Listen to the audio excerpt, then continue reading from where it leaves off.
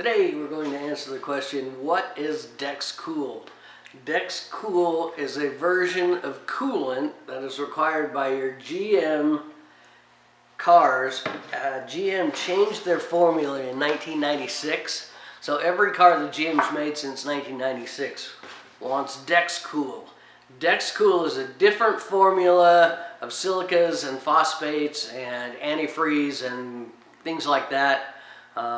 The most important thing to know about Dex-Cool is it does not mix with other versions of antifreeze. So don't put half a gallon of regular Prestone's, what we always called it, but just glycol ethanol. So just don't mix the Dex-Cool with other versions of antifreeze. That will cause it to